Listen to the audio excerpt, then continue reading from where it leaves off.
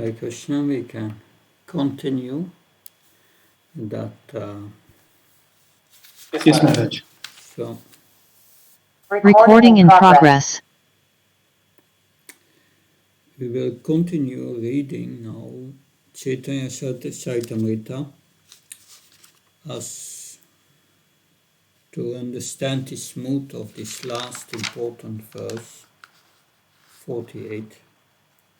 And then after that, we will hear a recording of Mother Narayani. She's just reading from Gopal Champu and speaks about his feelings of separation, that it was still, when we went to this chapter, that's more than 10 years ago, at the VHE with Bhaktivedanta Prabhu and Mother Narayani, we spent quite some number of lessons on this chapter, but we are limited here. So tomorrow we have to go to the next chapter. But still, I want to share with you the essence of what we have gone through at that time.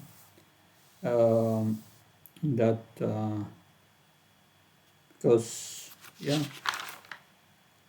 so much nectar to share. I have also another recording of Gopal Champu from Bhaktivedanta Prabhu about the experience with Krishna meeting at Kurukshetra with Nanda Maharaj and Mother Yasoda. In Gopal Champu there are so many details to share. But anyway, we continue first reading from Chaitanya Charitamrita. The Lord Chaitanya, Srimati Radharani, in the mood of meeting Krishna at Kurukshetra. That's what we are discussing now. There we will skip a number of verses there. We go to verse 113.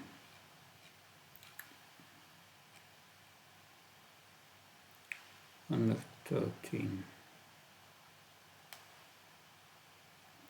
think this Madhya Lila. Oh, moment. We are going to a different chapter. It's Madhya Lila, chapter 13, the ecstatic dancing of the Lord at Ratha Yatra, text 113. 113 is that.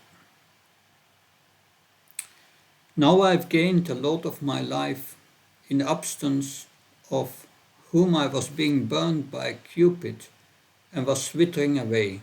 So this Srimati Radharani meeting Krishna at Kurukshetra. So Lord Chaitanya is dancing in the Ratha Yatra in the emotions of Srimati Radharani meeting Krishna at Kurukshetra. What's happening in this chapter? And she tries to bring him back to Vrindavan.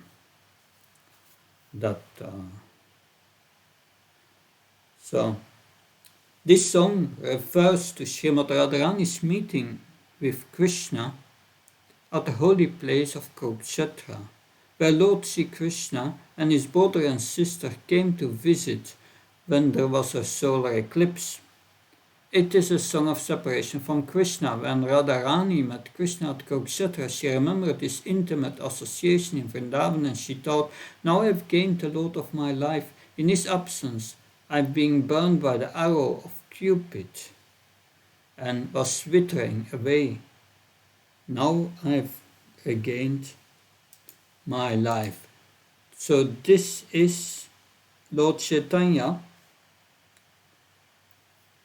who was singing during the Ratha Yatra. It is a song of separation from Krishna. And I will read a number of verses. When this refrain was loudly sung by Svarup Damodar, Sri Chaitanya Mahaprabhu again began rhythmically dancing in transcendental bliss. The car of Jagannath began to move slowly, while the son of Mother Sachi went ahead and danced in front.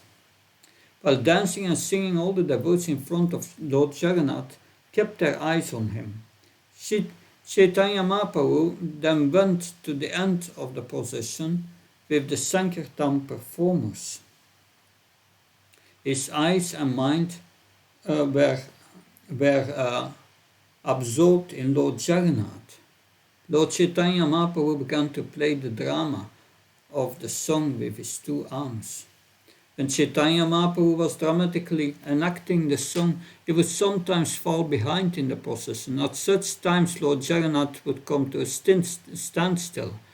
When Chaitanya Mahaprabhu went forward, Lord Jagannath's car would slowly start again.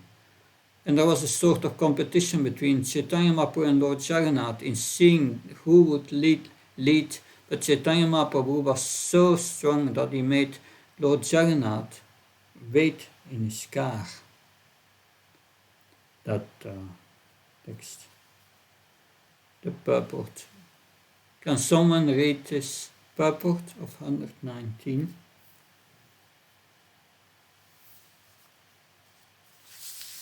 Yes, Maharaj. In his Anubhashya, Srila Bhaktisiddhanta Saraswati Thakur describes the ecstasy of Sri Chaitanya Mahaprabhu as follows. After giving up the company of gopis in Vrindavan, Sri Krishna, the son of Maharaj Nanda, engaged in his pastimes at Dwaraka. When Krishna went to Kurukshetra with his brother and sister and others from Dwaraka, he again met the inhabitants of Vrindavan. Sri Chaitanya Mahaprabhu is Radha Bhava Dhyuti Suvalita. That is, Krishna himself assuming the part of Srimati Radharani in order to understand Krishna. Lord Jagannatha Deva is Krishna and Sri Krishna Chaitanya Mahaprabhu is Srimati Radharani. Chaitanya Mahaprabhu is leading Lord Jagannath towards the Gundicha temple corresponded to Srimati Radharani's leading Krishna toward Vrindavan. Shri Kshetra Jagannath Puri was taken as the kingdom of Dwaraka, the place where Krishna enjoys supreme opulence. But he was being led by Sri Chaitanya Mahaprabhu to Vrindavan, a simple village where all the inhabitants are filled with ecstatic love for Krishna. Shri Kshetra is a place of Aishwarya Leela, just as Vrindavana is a place of Madhurya Leela. Sri Chaitanya Mahaprabhu's following at the rear of the Ratha indicated that Lord Jagannath, Krishna was forgetting the inhabitants of Vrindavana. Although Krishna neglected the inhabitants of Vrindavan, he could not forget them. Thus, in his opulent Ratha Yatra, he was returning to Vrindavan. In the role of Srimati Radharani, Sri Chaitanya Mahaprabhu was examining whether the Lord still remembered the inhabitants of Vrindavan. When Chaitanya Mahaprabhu fell behind the Ratha car, Jagannath Deva, Krishna himself, understood the mind of Srimati Radharani. Therefore, Jagannath sometimes fell behind the dancing Sri Chaitanya Mahaprabhu to indicate to Srimati Radharani that he had not forgotten. Thus, Lord Jagannath would stop the forward march of the Ratha and wait at a standstill. In this way, Lord Jagannath agreed that without the ecstasy of Srimati Radharani, he could not feel satisfied. While Jagannath was thus waiting, Gaurasundara Chaitanya Mahaprabhu, in his ecstasy of Srimati Radharani, immediately came forward to Krishna. At such times, Lord Jagannath would proceed ahead very slowly. These competitive exchanges were all part of the love affair between Krishna and Srimati Radharani. In that competition between Lord Chaitanya's ecstasy for Jagannath and Jagannath's ecstasy for Srimati Radharani, Chaitanya Mahaprabhu emerged successful. Yes. So I will read now the next 15 verses without purport, and then because they lead up again to verse 136, which is again now verse 48, the last verse of this chapter. And then we will also read that purport. So I will read now the next verses. When Sri Chaitanya Mahaprabhu was dancing, his ecstasy changed. Raising his two arms, he began to recite the following verse in a loud voice. That very personality who stole away my heart during my youth is now again my master. So that's at Kurukshetra. These are the same moonlit nights of the month of Chaitra. The same fragrance of the malati flowers is there, and the same sweet breezes are blown from the Kandamba forest. In our intimate relationship, I am also the same lover, and yet still in my mind is not happy here. I'm here to go back to that place on the Reva under the Vetasi tree. That is my desire. This verse recited by Sri Chaitanya Mahaprabhu again and again, but for Svarup Damodar, no one could understand its meaning. I have already explained this verse, now I shall describe it in brief. Formerly all the gopis of Vrindavan were very pleased when they met with Krishna in the holy place of Kurukshetra. Similarly, after seeing Lord Jagannath, Sri Chaitanya Mahaprabhu woke with the ecstasy of the gopis. Being absorbed in this ecstasy, he asked Svarup Damodar to sing the refrain. Sri Chaitanya Mahaprabhu spoke thus to Lord Jagannath, "You are the same Krishna, I am the same Radharani, we are meeting again in the same way, and that we met in the beginning of our lives. Although we are both the same, my mind is still attracted to Vrindavan Dham. I wish that you will please again appear with your lotus feet in Vrindavan. In Kurukshetra there are crowds of people, elephants and horses, and all the rattling of chariots, but in Vrindavan there are flower garlands, the hymning of the bees and the chirping of the birds can be heard. Here at Kurukshetra you are dressed like a royal prince, accompanied by the warriors, but in Vrindavan you appear just like an ordinary cowherd boy, accompanied only by your beautiful flute." Here there is not even a drop of the ocean of transcendental happiness that I enjoyed with you in Vrindavan. I therefore request you to come to Vrindavan and enjoy pastimes with me, so my ambition will be fulfilled. I've already described in brief Srimad Radharani's statement from Srimad Bhagavatam. In that ecstatic mood, Chaitanya Mahaprabhu recited many other verses, but people in general could not understand their meaning. The meaning of those verses was known to Svarup Damodar Goswami, but he did not reveal it. However, Srila Rupa Goswami had broadcast the meaning. While dancing, Sri Chaitanya Mahaprabhu began to recite the following verse, which he tasted in the association of Damodar Goswami. And here we have our verse again. Ausatein Nalina na papadara vinnan yogesvare resivisint yamagata bodai samsara kupa patito darala valaptam yam susam apimanisudiyat sudana. The gopis spoke thus, "Dear Lord, whose navel is just like a lotus flower, your lotus feet are the only shelter for those who have fallen into the deep well of material existence. Your feet are worshipped and meditated upon by the great mystic yogis and highly learned philosophers. We wish that these lotus feet may also be awakened within our heart, although we are only ordinary persons engaged in household affairs." Can someone read the purport, please? This is a quotation. This quotation is from This is a Srimad quotation from Bhagavatam Srimad Bhagavatam 10.82.48.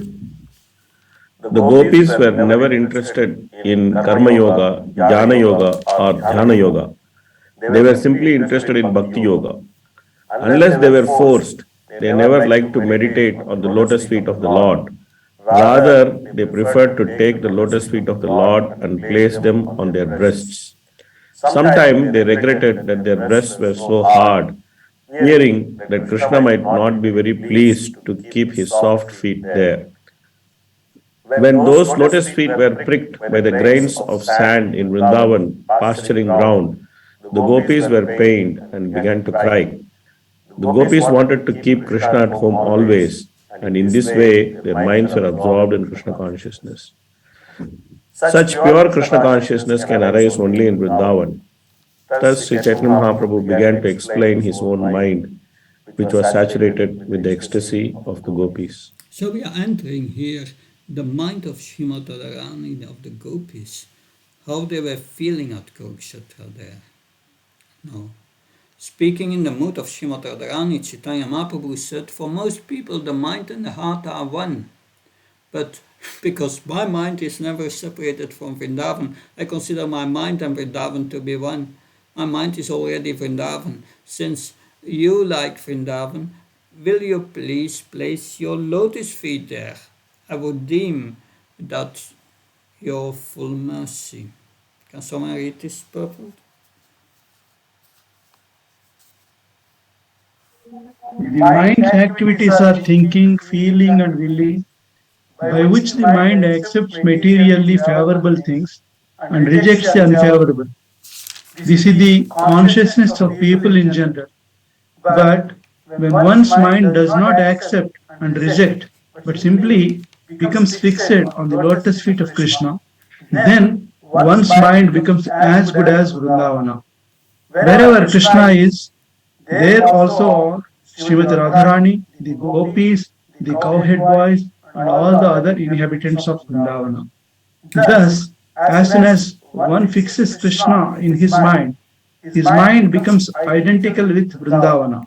In other words, when one's mind is completely free from all material desires and is engaged only in the service of Supreme Personality of Godhead, then one always lives in Vrindavana and nowhere else. Hare Krishna. Yes, this very important instruction. Always think of Krishna's lotus feet. And you are in Vrindavan. That wherever Srila Prabhupada was Vrindavan. That text 138. My dear Lord, kindly hear my true submission. My home is Vrindavan. I wish you association there, but I do not get it. Then it will be very difficult for me to keep my life. Can someone read this purport? Only when the mind is free from designations can one desire the association of the Supreme Personality of Godhead. The mind must have some occupation. If a person is to be free of material things, his mind cannot be vacant. There must be subject matters for thinking, feeling, and willing. Unless one's mind is filled with thoughts of Krishna, feelings for Krishna, and a desire to serve Krishna, the mind will be filled with material activities. Those who have given up all material activities and have ceased thinking of them should always retain the ambition to think of Krishna. Without Krishna, one cannot live, just as a person cannot live without some enjoyment for his mind. Hare Krishna. My dear Krishna, formerly, when you were staying in Mathura, you sent Uddhav to teach me speculative knowledge and mystic yoga. Now you yourself are speaking the same thing, but my mind doesn't accept it. There is no place in my mind for jnana yoga and dhyana yoga. Although you know me very well, you are instructing me in jnana yoga and dhyana yoga. It is not right for you to do so. Can someone read this purport? The process of mystic yoga, the speculative method for searching out the supreme absolute truth, does not appeal to one who is always absorbed in thoughts of Krishna. A devotee is not at all interested in speculative activities. Instead of cultivating speculative knowledge or practicing mystic yoga, a devotee should worship the deity in the temple and continuously engage in the Lord's service. Temple deity worship is realized by devotees to be same as direct service to the Lord. The deity is known as the Archa Vigraha or Archa Avatar, an incarnation of Supreme Lord in the form of a material manifestation, brass, stone, or wood. Ultimately, there is no difference between Krishna manifest in matter or Krishna manifest in spirit, because both are his energies. For Krishna, there is no distinction between matter and spirit. His manifestation in material form, therefore, is as good as his original form, Satchidananda Vigraha. A devotee constantly engaged in deity worship according to the rules and regulations laid down in the Shastras and given by the spiritual master realizes gradually that he is in direct contact with the Supreme Personality of Godhead. Thus, he loses all interest in so-called meditation, yoga practice, and mental speculation. Yes, thank you. 114. Chaitanya Mahaprabhu continued, I would like to withdraw my consciousness from you and engage in material activities, but even though I try, I cannot do so. I am not really inclined to you only. Your instruction for me to meditate on you and therefore simply ludicrous. In this way you are killing me. This is not very good for you to think of me as a candidate for your instructions. 40. So, can someone read the purport, please? It's short. Pure devotee, there is no scope for indulgence in mystic yoga practice or the cultivation of speculative philosophy. It is indeed impossible for a pure devotee to engage his mind in such unwanted activities. Even if a pure devotee wanted to, his mind will not allow him to do so. That is a characteristic of a pure devotee. He is transcendental to all fruitive activity, speculative philosophy, and mystic yoga meditation. The gopis therefore express themselves as follows. Yes, that we will hear now. The gopis are not like the mystic yogis. They will never be satisfied simply by meditating on your lotus feet and imitating the so-called yogis. Teaching the gopis about meditation is another kind of duplicity. When they are instructed to undergo a mystic yoga practice, they are not at all satisfied. On the contrary, they become more and more angry with you. 42.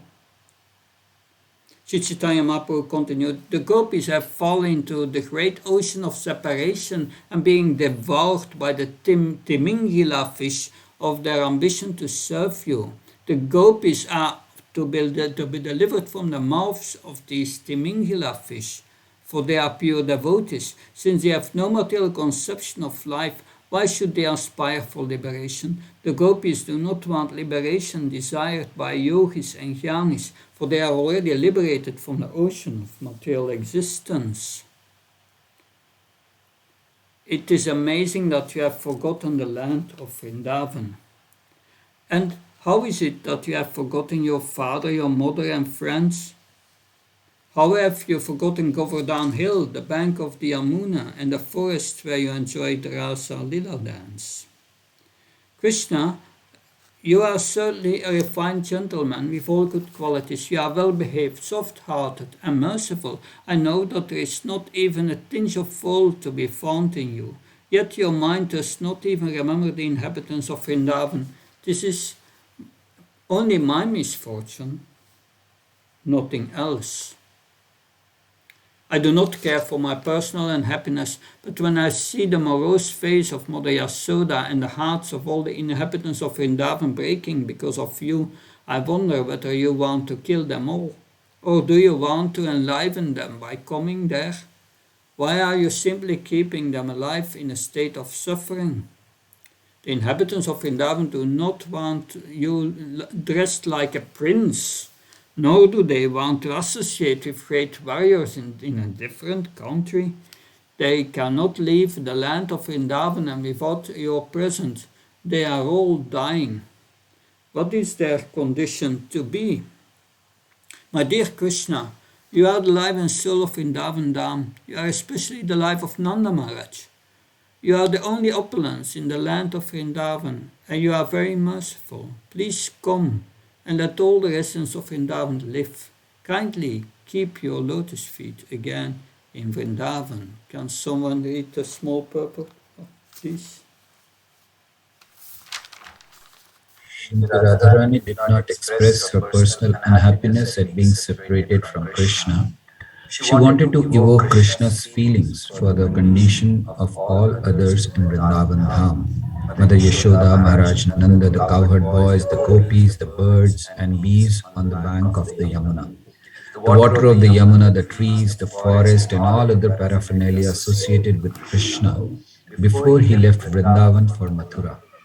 These feelings of Srimati Radharani were manifested by Sri Chaitanya Mahaprabhu, and therefore he invited Lord Jagannath, Krishna, to return to Vrindavan. That is the purport of the Rath Yatra cars going from Jagannath Puri to Gundicha temple. Thank you. After hearing Srimati Radharani's statements, Lord Krishna's love for the inhabitants of Vrindavan was evoked, and his body and mind became very much perturbed. After hearing of their love for him, he immediately taught himself to be always indebted to the residents of Vrindavan. Then Krishna began to pacify Srimati Radharani as follows. So it is interesting that we hear from Lord Krishna in the form of Lord Chaitanya. Because he's absorbed in the mood of Srimati Radharani, he can tell us Srimati Radharani's side, which we are hearing now. My dearest Srimati Radharani, please hear me. I'm speaking the truth. I cry day and night upon remembering you, all of you, inhabitants of Vrindavan. No one knows how unhappy this makes me. So can someone read the small purport, please? It is said, Vrindavana Parityachya Padam Ekam na Gacchati. In one sense, Krishna, the original personality of Godhead, Ishvara Parama Krishna Sachidananda Vigraha, does not even take one step away from Vrindavana. However, in order to take care of various duties, Krishna had to leave Vrindavana. He had to go to Mathura to kill Kamsa, and then he was taken by his father to Dwaraka, where he was busy with state affairs and disturbances created by demons. Krishna was away from Vrindavana and he was not at all happy. As he plainly disclosed to Srimati Radharani, she is the dearmost life and soul of Sri Krishna, and he expressed his mind to her as follows. So now we will hear Lord Chaitanya expressing Lord Krishna's mind. Sri Krishna continued, all the inhabitants of Vrindavan Dham, my mother, father, coward, boyfriends, and everything else, are like my friend and soul, and among all the inhabitants of Vrindavan, the gopis are my very life and soul, and among the gopis, you, Srimati Radharani, are the chief, therefore you are the very life of my life. Read the purport, please. Srimati Radharani is the center of all Vrindavana's activities. In Vrindavana, Krishna is the instrument of Srimati Radharani. Therefore, all the inhabitants of Vrindavana still chant Jai Radhe. From Krishna's own statements given herein, it appears that Radharani is the queen of Vrindavana and that Krishna is simply her decoration. Krishna is known as Madana Mohana, the enchanter of Cupid, but Srimati Radharani is the enchanter of Krishna. Consequently, Srimati Radharani is called Madana Mohana Mohini, the enchanter of Cupid. So now we know the truth of Vrindavan. In Vrindavan, Krishna is not in control, but Srimati Radharani is in control. Radharani is in control of Vrindavan because she's in control of Krishna. My dear Srimati Radharani, I am always subservient to the loving affairs of all of you. I am under your control only. My separation from you and residence in distant places have occurred due to my strong misfortune. When a woman is separated from the man she loves, or a man is separated from his beloved woman, neither of them can live. In fact, that they live only for each other. For if one dies and the other hears of it, he or she will die also. So I live to keep you alive, and you are living to keep me alive. That's what's said here. That 153. Such a loving, chaste wife and loving husband desire all welfare for each other in separation and do not care for personal happiness, desiring only each other well-being. Such a pair certainly meet again without delay. You are most dear, and I know that in my absence you cannot live for a moment. Just to keep you living, I worship Lord Narayan. By His merciful potency, I come to Vrindavan every day to enjoy pastimes with you. I then return to Dwarkadam. Thus, you can always feel my presence here in Vrindavan. So the same message was said to son to Uddhav. Text 155. Our love affair is more powerful because of my good fortune in receiving Narayana's grace. This allows me to come there unseen by others. I hope that very soon I will become visible to everyone. Can someone read this purport, please? Due to his intense love, the pure devotee always sees Lord Krishna present within his heart. All glories to Govinda, the primeval personality of Godhead. When Krishna is not manifest before the inhabitants of Vrindavan, they are always absorbed in thoughts of him. Therefore, even though at that time Krishna was living in Dwarka, he was simultaneously present before all the inhabitants of Vrindavan. This was at Prakar presence. Devotees who are always absorbed in thoughts of Krishna will soon see Krishna face to face without a doubt. In other words, devotees who are always engaged in Krishna consciousness, are fully absorbed in thoughts of Krishna, certainly return home back to Godhead. Then they see Krishna directly face to face, talk with him and enjoy his company. This is confirmed in the Bhagavad Gita 4.9. Tayaktva diham punajanma nati mam iso Arjuna. Because during his lifetime, a pure devotee is always speaking of Krishna and engaging in his service.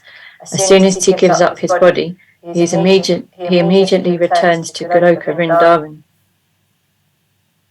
where Krishna is personally present. He then meets Krishna directly.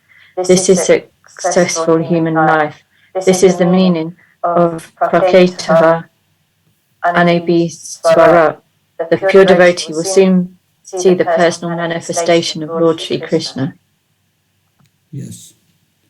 So this is that Prakrit and Aprakrit Lila that Srila Prabhupada explained that also when it comes to the states of Asakti, then he explains that in Nectar of Instruction, text 8, that one can hear, this verse is about chanting the nectarian names of Krishna 24 hours a day. In the purport, he says here there are 5 stages of Smarana Vasta, 5. In the beginning, one remember sometimes Krishna, sometimes not. That's like that. We chant, sometimes we think of Krishna, sometimes not. But then the periods that we think of Krishna should become longer, and the periods that we don't think of Krishna should become shorter. And then at a certain time, we will come to continuously think of Krishna. That is Nishtha, liberation. And then, Srila Prabhupada said, then gradually Krishna will reveal himself to you. In the beginning, he will reveal his beautiful form. Then you will see his qualities, his sweetness.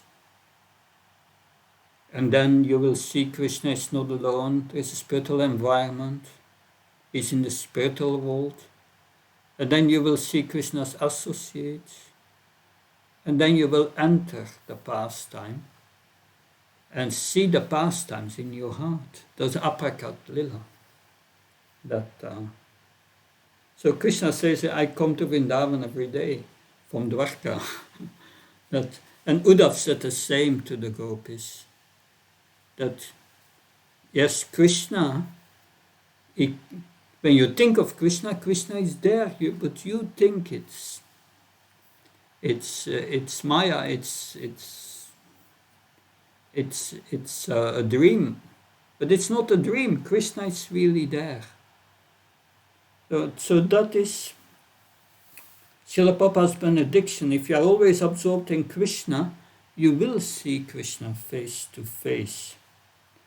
Text 156. I've already killed all the mischievous demons who are enemies of the other dynasty, and I've also killed Kamsa and his allies. There are 2 or 4 demons still living. I want to kill them, and after doing so, I shall very soon return to Vrindavan. Please know this for certain. So, who are these demons? Shishupal, Dantavraka, Salava, Vidurat. These demons were still on the list of being crossed off. That he didn't get rid of them. That in this purport of this verse, it's a small purport, Srila Prabhupada reveals his mind. If someone can read this purport. Just as Krishna does not take a step away from Vrindavan, Krishna's devotees also does not like to leave Vrindavan. However, when he has to tend to Krishna's business, he leaves Vrindavan. After finishing his mission, a pure devotee returns home, back to Vrindavan, back to Godhead. Krishna assured Radharani that after killing the demons outside Vrindavan, he would return. I am coming back very soon, he promised, as soon as I have killed the few remaining demons. Yes. So, like Krishna left Vrindavan, Srila Prabhupada left Vrindavan. That promise of Krishna in Vrindavan is in that verse 44, that he will come back. I read 44 again of the chapter we are discussing. Rendering devotional service to me qualifies any living being for eternal life, but by your fortune you have developed a special loving attitude toward me, by which you have obtained me. You have obtained me. That now there are a few 4 verses. I wish to protect the inhabitants of Vrindavan from the attacks of my enemy. That's why I remain in my kingdom. Otherwise, I am indifferent to my royal position. Whatever wife, sons, wealth I maintain in the kingdom are only for the satisfaction of the Yadus. That your loving qualities always attracts me to Vrindavan. Indeed, they will bring me back within 10 or 20 days. And when I return, I shall enjoy both day and night with you and all the damsels of Vrajabhumi. This is promise. By speaking to Srimati Radharani, Krishna became very anxious to return to Vrindavan. He made her listen to a verse which banished all her difficulties and which assured her that she would again attain Krishna. Last verse. Lord Krishna said, devotional service unto me is the only way to attain me. Thus is verse 44 again. My dear gopis, whatever love and affection you have attained for me by good fortune is the only reason for my returning to you. So this is Krishna's promise in verse 44. Is indebted to their love. So that is their promise. Now I have 2 recordings and I will let you hear now one recording of Mother Narayani, and she speaks about the Gopal Champu that she reads from Gopal Chandra.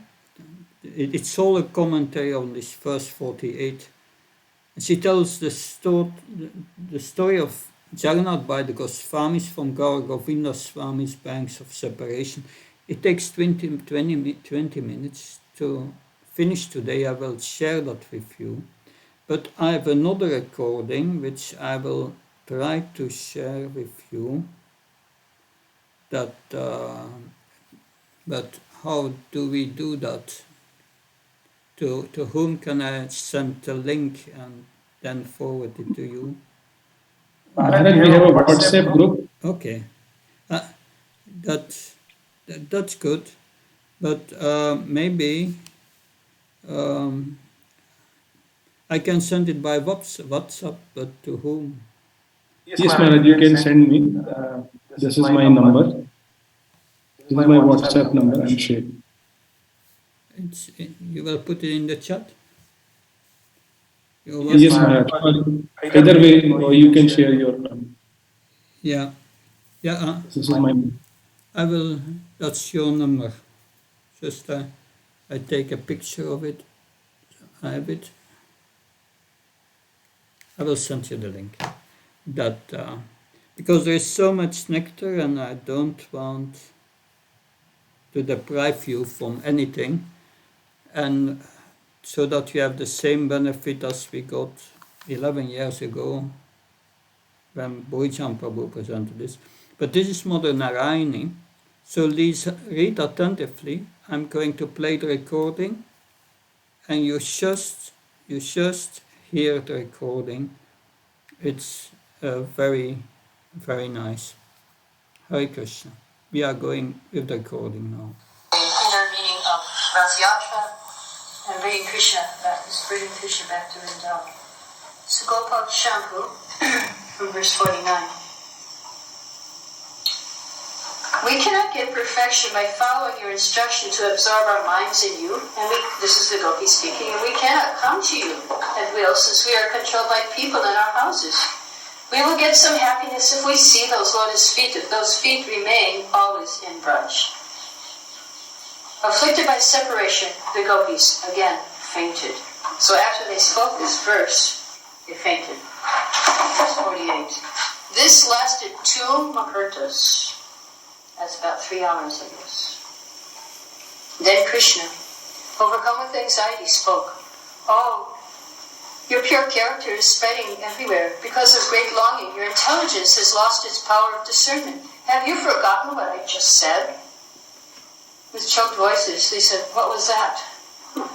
He answered, rendering devotional service to me qualifies any living entity, verse 44 again, for eternal life. But by your good fortune, you have developed a special loving attitude toward me, by which you have attained. So anyone can attain Krishna by devotional service, but you are special. They said, gopis, that is true. But since our hearts have been pierced by the dagger of separation, how can those hearts remember anything? Therefore, give us what we ask for in our prayer. What were they asking for in their prayer?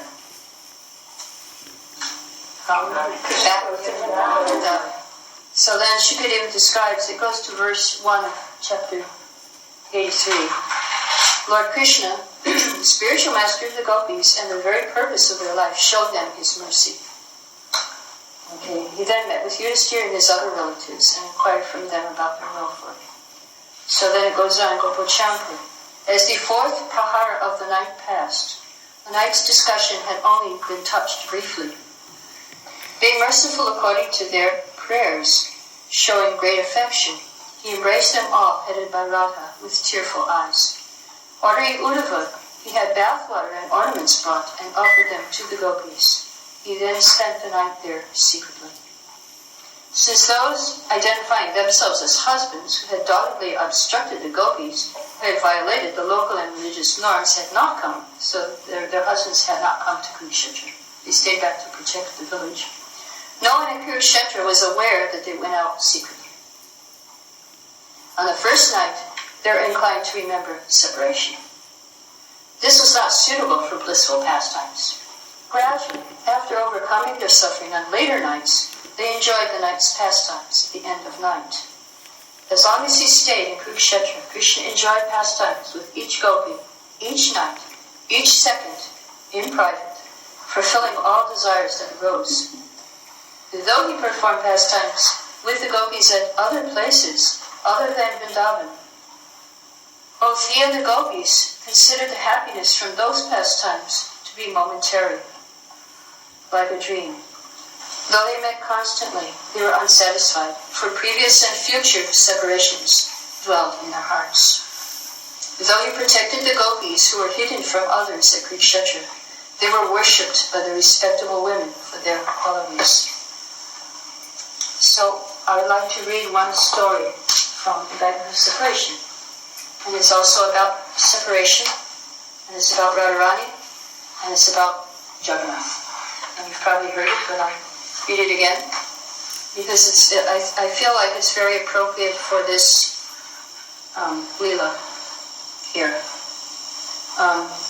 This story is given by the Goswamis, a very confidential story, practically unknown. Of course, by the mercy of Gaur Govind Maharaj, we have heard this story. What is it called? Three logs of wood. 3 logs of wood. So, 3 logs of wood. What's the title of it? This is the guidance of separation. Gaur Govind Maharaj. This also explains a lot about Radharani and how she's the heart of Vrindavan and the separation and also the forms of Lord Jagannath, because Lord Chaitanya was seeing Lord Jagannath as Shadasuda Krishna. And this story shows how he actually is Shadasuda Krishna. So Krishna, he's in Dwarka and he's always thinking of Radharani and he's crying Radhe, Radhe, Radhe, Radhe. Always. In dreaming or waking condition he's calling. Sometimes he's fainting. Once he was deeply thinking of Radharani and feeling acute pangs of separation, he fainted. So he's unconscious, and Narada Muni and Uddhava came there. And they know everything, and they say, okay, he's going to do some very mysterious Leela now. And this is his pang of separation from Radharani. So Narada and Uddhava are in anxiety. What can we do now? What shall we do? How can we get Krishna back? And then Balaram arrived, and so the 3 of them, they were consulting, what shall we do about Krishna's unconscious situation? They said, well, if Narada were to sing on his veena the glories of Vrindavan, Krishna will wake up. But, Narada said, I agree, but I have one apprehension. As soon as Krishna wakes up, what will happen? Don't you know, immediately he'll run to Vrindavan if I start singing about Vrindavan. He'll not wait for anyone, so we should have a chariot ready for him. So they called it Daruka. But then Uddhava said, wait, you're right. But what I've understood, Brajbhumi, everybody's crying. If Krishna goes now and hears them crying, he won't be able to tolerate it. So then the consequences will be more precarious. We won't be able to get Krishna back. There will be no hope. So Narada said to Uddhava, okay, Uddhava, you're his messenger. You'll go. And you inform them Krishna is coming, and they'll prepare themselves. But then Uddhava became morose. He said, yes, I accept what you say, but one thing, my friend Krishna once sent me to Braj. And I went there and I stayed for 3 months, and I tried to console them, but my mission failed. They were all still crying, and how can I tell them, not to cry for Krishna? So then I said, okay, I'll go back to Mathura and I'll bring Krishna back. I'll try my best. He said, but until now, I haven't done that. So if I go back there without Krishna, everyone's going to be on my case. You promised to bring him back. You didn't bring him back. They won't have faith in me that now Krishna is coming. They won't believe me. So Balaram said, you see, I would go, but just see, Krishna's always saying, okay, I'll go. But then he doesn't go. So I don't have faith in his words. I also failed to console them. I cannot go also. And before, whatever I would ask Krishna, he would do. But now this time I say, go to Vrindavan, he's not going. So Balaram said, no, I cannot go. And he started crying. Then Subhadra said, okay, I'll go. I'll go and tell him that Krishna is coming. You just be patient. So Subhadra got ready to go on her chariot. And then Balaram said, well, if you're going and Krishna's going, I'm also going. So Balaram got his chariot and they started for Vrindavan. And the last chariot's ready for Krishna to go. So then Narada started singing about Braj. And Krishna woke up and he took his threefold living form. And he said, where's my flute? Where's my flute? Who stole my flute? Oh, it must be the work of those gopis. They're always taking my flute. And then he saw Uddhava. He said, hey, Uddhava, what are you doing in Vrindavan? And then he saw Narada. He said, Narada, you're here too? Then he came to his senses. Isn't this Vrindavan? And then Uddhava and Narada said, oh my Lord, we know you'd run to Vrindavan, so we've prepared a chariot for you. You just get on your chariot. So Krishna became intoxicated, thinking of Radharani. And he was shaking and like a drunk man. And that's why when they bring Jagannath to the cart, he's shaking and waving like a drunken person. He's going to Vrindavan. So that's Krishna. That's the mood Krishna was in on his way to Vrindavan. So then Daruka is driving the chariot, and meanwhile Subhadra and Baladev arrived ahead of him, and they saw the Brajavasis in such a state, they were almost dying. They said, "How are you surviving?" And then they're all, Balaram and Subhadra got these shedding tears, perspiration, all the Ashta Satika Bhav. And then they came into that form of Balaram and Subhadra, like the deities. Because their body and their mind is not different. So then when they felt these ecstatic symptoms, and they became like that. And in the meantime, what's happening to Radharani? She's dying. Radharani, and whole of Vrindavan is in complete anxiety that Radharani is dying. So her husband, her so-called husband, Ayana Ghosh, Abhimanyu, comes running. He comes running to Radharani, and he's crying. And he puts his hand in Radharani's feet. And he says, Oh, worshipful Radhe, I've never touched your body. I never touched you. But today I'm so fortunate, you gave me the dust of your feet. Now my life has become successful. All people know I'm a pujari of Katyayani, and my goddess, worshipful goddess, is Purnamasi. And Krishna's desire is to relish Parakya Ras. So to fulfill his desire, Purnamasi has manifested this Leela. Your real husband is Krishna, and you are his wife. You are eternally husband and wife. But to fulfill Krishna's desire to relish Parakya Ras, Purnamasi ordered Vrindadevi to perform our marriage. This is only external. It is not real. Krishna is your real husband, and you are his wife. And you are the goddess of my heart. I married the Chaya, the shadow of Radharani, not the real Radha. Now that you're dying, what will happen to us? And he cried out very loudly, Let everyone know today I have married Chaya Radha. I did not marry the real Radha. Then came Kotila, his sister. Crying and shedding tears, she put her head on the lotus feet of Radharani. She took the dust from Radha's feet and put it on her head. So this is like the sindu. She said, Oh Radhe, I'm so fortunate today. I got the opportunity to put some dust from your lotus feet on my head. I really became a chaste lady. Before I was so proud, I was announcing, I am the only chaste lady. There are no other chaste ladies in Brajabhumi. All are prostitutes. I used to say that. And I tried my best to prove you are a great prostitute. And you have no chastity at all. Although you married my brother, you're always running to Krishna. So I've tried my best to prove you are most unchaste, and I am the most chaste. But once, a very mysterious thing happened. Krishna had a very high fever. He was very sick. And he said, it was a disease called sannyasa rog. I will give up everything and take sannyas. How will it be cured? Everyone is in anxiety. What is the medicine? So Krishna said, Oh, I know a medicine. What is that? If there's some very chaste lady, only she can give the medicine. Let her go to Jamuna carrying a pot that has hundreds of holes. If she can bring back water from Jamuna in that pot, not a single drop of water falls, that is the medicine. And if you put that on my body, I'll be cured of this fever. So all decided Kutila is the most chaste lady. So drums were beating.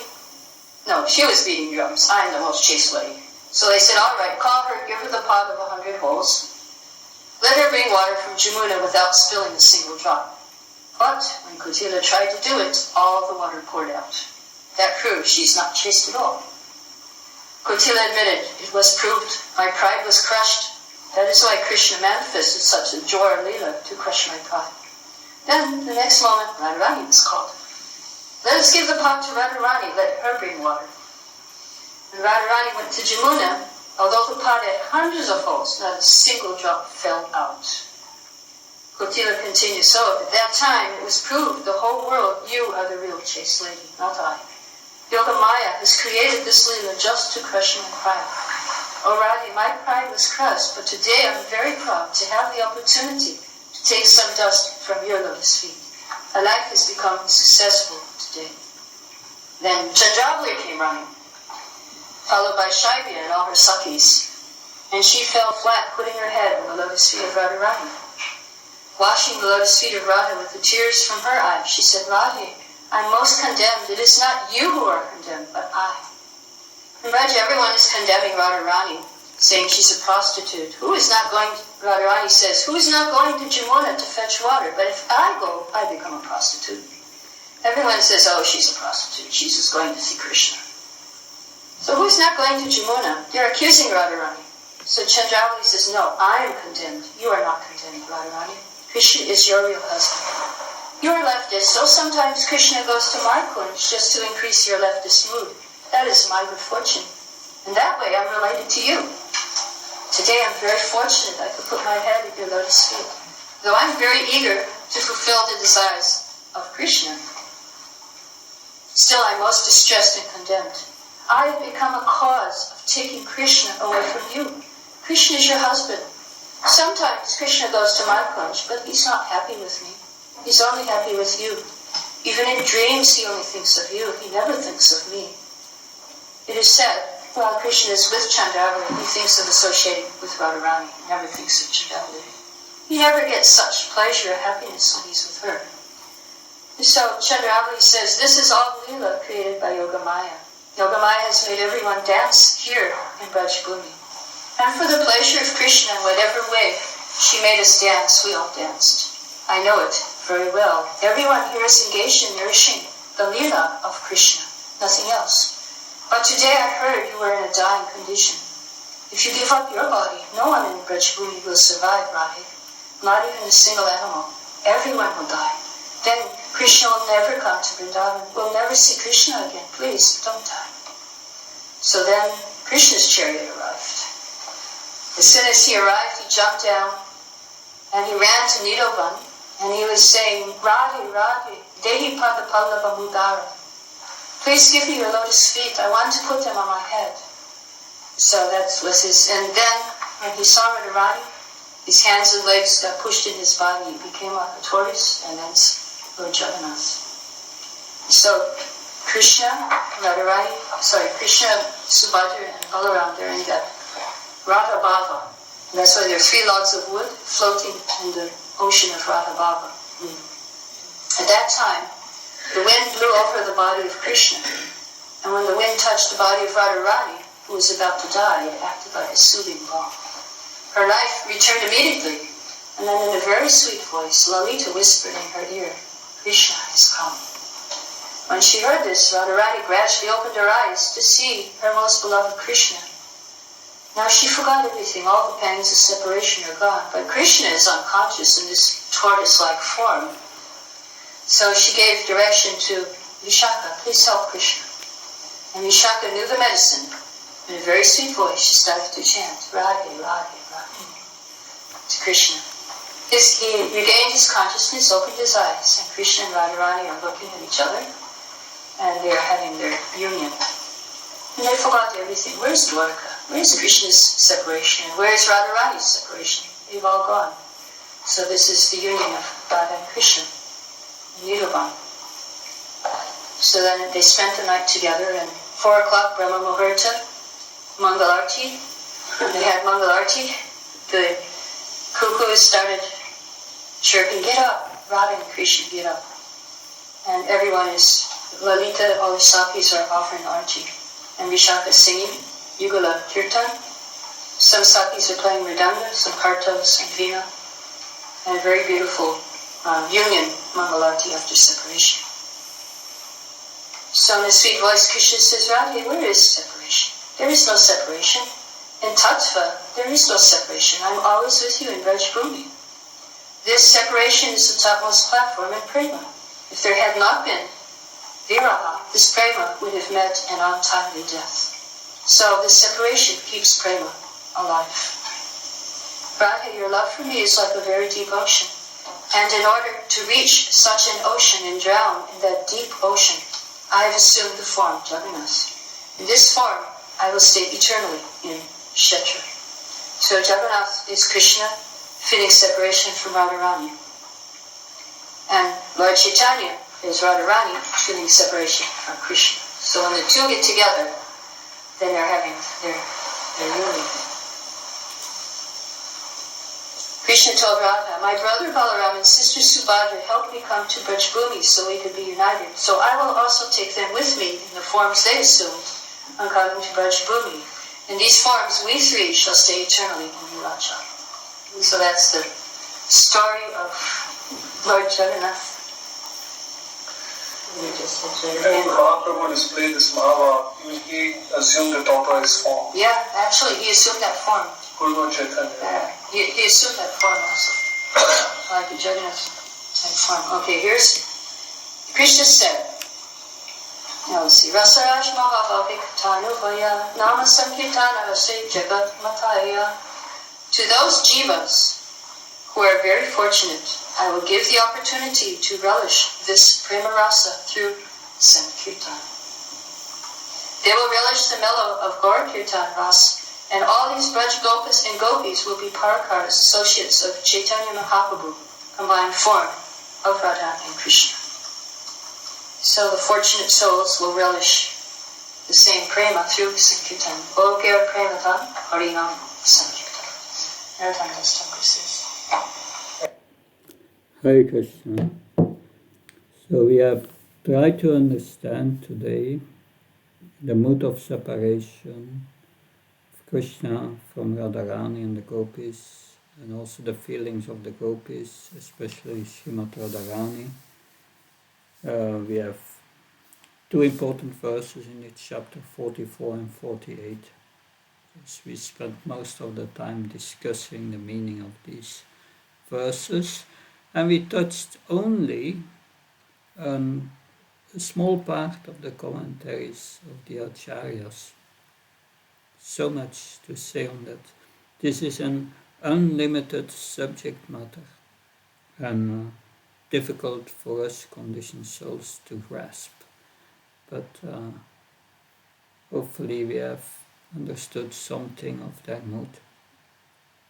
Any comments, questions?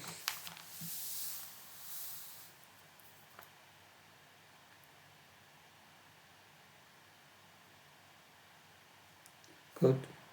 If there are no comments or questions, maybe something comes up, keep it for next lesson. So tomorrow we will go to the next chapter. We will every day one chapter. This was a big chapter. Anand Kaur Sundar Prabhu, please. Maharaj, I like sometimes Prabhupada says that we should not be very eager to see Krishna, you just hear Krishna. And Prabhupada would heavily condemn, saying that no, why people are so eager to see Krishna. And then at many other purports, Prabhupada has written that devotees are very eager to see Krishna face to face. So then how both the things are possible simultaneously? Yeah, at one time we should not be eager to see Krishna with these eyes, with these senses. It's not possible. That's not possible. We can only see Krishna when our eyes are anointed with love. Only by love we can know Krishna. And that's a very high platform that we tried to understand today, something of it.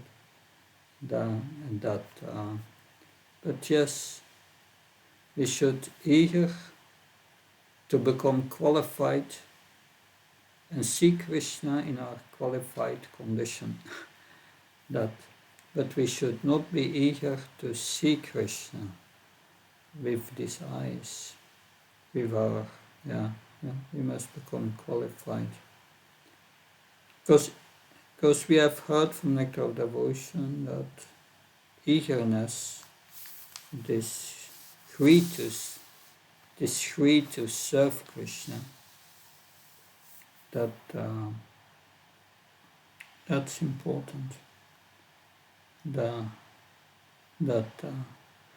greed to see Krishna in our conditioned state, it's explained by Prabhupada in the Purple Spirit. we can see the deity. We should be eager to see the deity every day, that the deity is not different from Krishna. We should be eager to chant the holy names, because the holy name is not different from Krishna. That's a healthy eagerness to see Krishna through his holy name, to hearing. We can see through the ears, the scripture says. Should be eager to hear, see through the ears, but not eager to see God with these eyes, because we don't have the qualifications that many say, show me God. But what's your qualification to see God?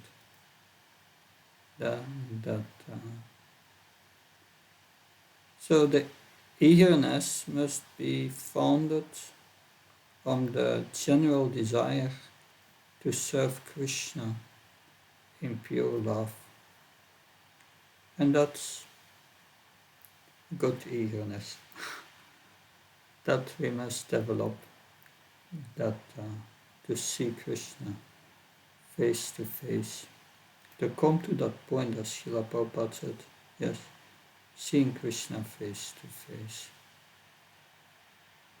Because the statements you made, we have to see what Prabhupada says about each of these statements and where it fits in.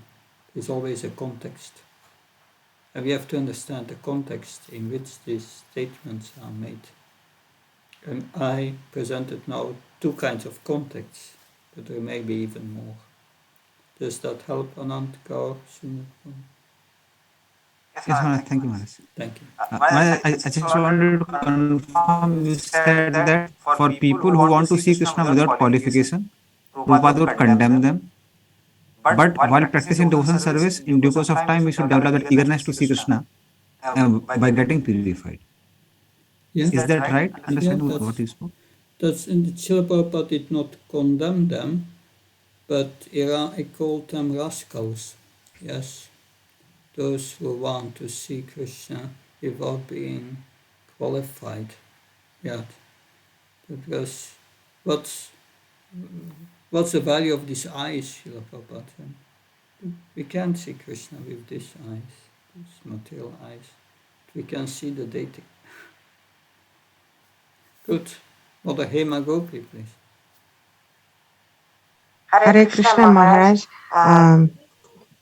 Today I wasn't able to properly hear the class. I got locked out quite a few times. So maybe you answered this point, but I had this doubt when I read this chapter that why Krishna is repeatedly giving Gyan, the topic of Gyan to gopis.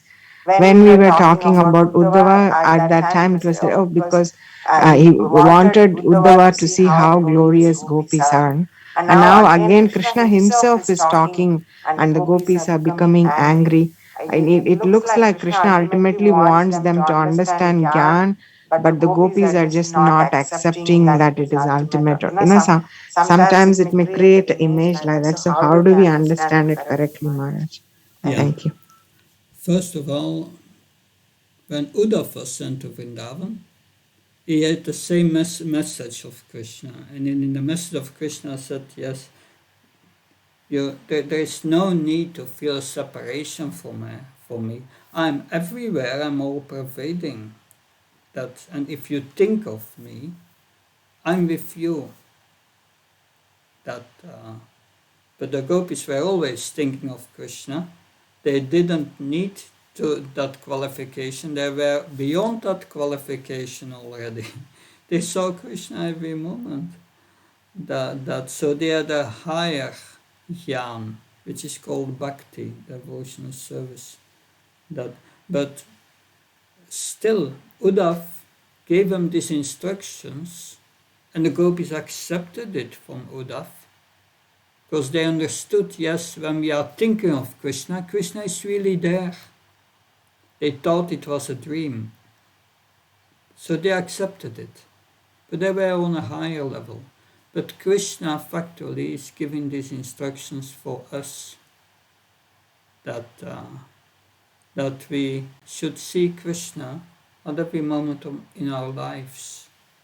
And these are the simplest instructions of Bhagavad Gita. That Mata Shmitha Nama Pamsa, that whatever you think of is given by Krishna. If we understand that we are not the doer in this world, we see Krishna doing things through us every moment. Before we do it, we think of Krishna in our heart. Should I do it? Do you want me to do it? So Krishna consciousness means living in a relationship with Krishna. But you can only live in a relationship with Krishna if you start first to see Krishna in this world. And that is what Krishna gives in these instructions to the gopis. But the gopis do not need these instructions. We need these instructions. So that's the gist, I think, of these instructions. There are much more to say about that. Does that help, Mother Hema Gopi? Thank you, Maharaj. Hare Krishna. Good. Then we will stop here and we see each other tomorrow, if Krishna willing. Jai Prabhupada. Hare Bol. His Holiness Bhakti Prabhu Swami Maharaj ki jai. Srila Thank you. Prabhupada ki Jai.